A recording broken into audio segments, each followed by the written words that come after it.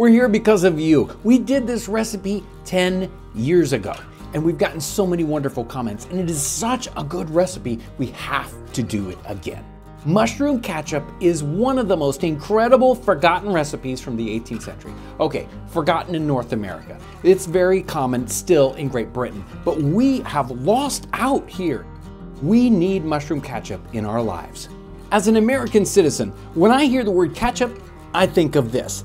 We don't want that. We want mushroom ketchup. This is what ketchup was in the 18th century. If you look it up in the dictionary, it says a sauce made of mushrooms. It doesn't have anything to do with tomatoes. In fact, they thought mostly that tomatoes were poisonous. Why would you make a tomato jam? Because that's like half sugar anyway. Why would you make that and put it on your food when you could have this wonderful mushroom ketchup?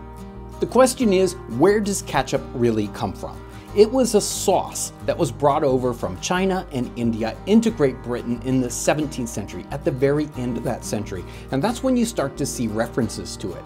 Now, they don't know what it is actually made out of. In fact, if they knew what that kind of sauce was made out of, they probably wouldn't have eaten it. But they try to make an emulation of it. They say, well, how can we make this? So they start to experiment and make this mushroom powder sauce stuff that is really, really good. And it starts to show up in recipe books, English recipe books, in the middle of the 18th century, about 1750. Hannah Glass has a recipe for it, and multiple other cookbooks. It really just starts to proliferate because they can't afford the real sauce from China. They need to make their own. Some people make it and sell it in the stores, but a lot of people make it at home. Because of the availability of mushrooms in the marketplace, or even getting them in the wild, this sauce would be able to show up on anyone's table, whether you're a very rich person or very poor.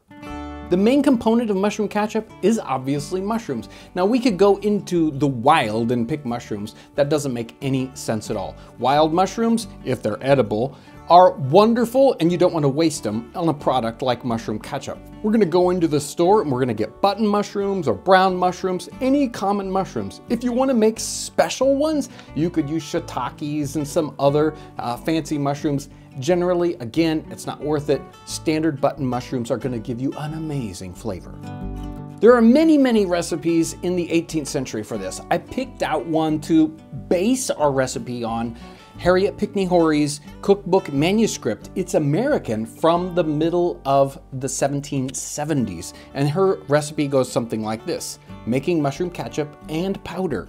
Gather your mushrooms early in the morning. Wipe them very clean with a woolen cloth and then mash them with your hands. Strew on them a handful of salt and let them lie all night. Then put them on a fire for 10 minutes, keeping them constantly stirring. Then squeeze them through a canvas and let them settle. Then put in it whole pepper, cloves, mace, ginger, allspice, salt. Let it be high seasoned. Boil one part of it away and then bottle it when it's cold. The first thing we're going to do is wash our mushrooms, and then we can just crush them up into a nice large bowl. We're going to make a fairly large batch. You don't want to make this a little bit at a time.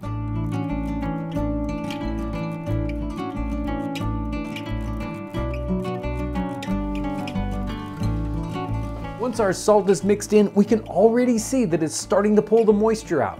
We're going to cover this up and set it aside overnight. Some of the recipes call for this to be setting 9 and 10 days. It's not going to get any better after overnight, so that's what we're going to do. These have broken down overnight very nicely. A lot of moisture here. We're going to smash these a little bit and then put them over the fire to release extra flavor. The recipe doesn't call for the spices to go into this mixture until after it comes off the fire. In fact, after it's strained out. But we have a special surprise for this recipe, so we are going to change it up just a little bit, and the spices are going to go in now before it goes on the fire. And the spices I have are long pepper, mace, cloves. I've got some nutmeg, of course, you gotta have nutmeg, and some allspice, maybe even a couple of slices of ginger. The recipes are all over the place. Some of the recipes just say, highly spice this. So this is your chance to make your special mixture. You can put in whatever wonderful spices you like.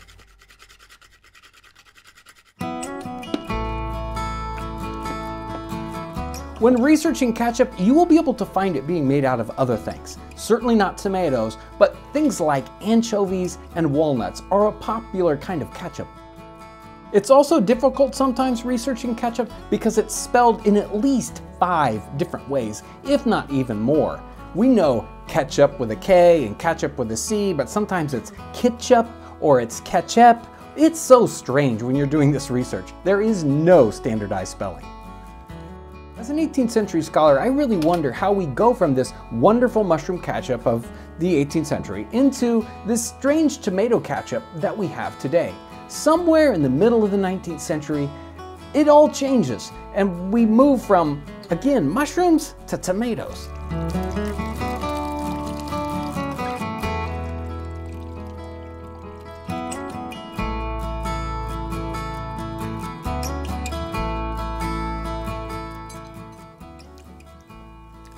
This is tasting really good. Spicy, salty. I love this flavor and a little bit of that earthiness of the mushroom. This is ready to go back on the fire for 15, 20 minutes, even a half hour to let it simmer. If you wanted to really thicken it up or at least make it more concentrated, you can let it simmer an hour or longer and then let it cool and it's time to bottle it.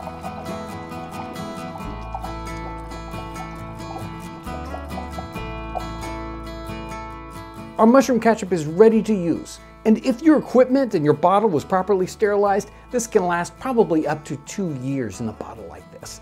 Now, we can use it in any number of wonderful recipes, but today we're going to try this out on steaks.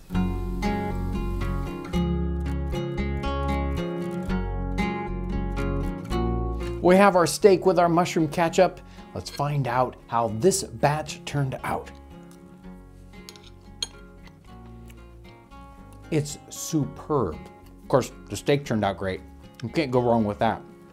And the mushroom ketchup gives it just that kind of flavor you really, really want. The salt, the spices, and that earthiness of the mushrooms. It's such a wonderful, complex flavor that it adds a lot to just about anything you put it on.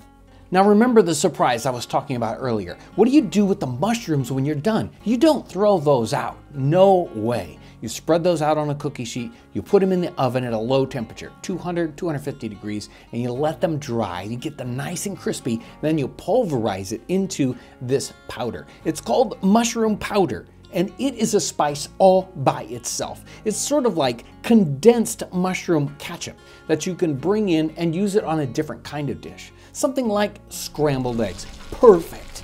And it is over the top. I love mushroom powder.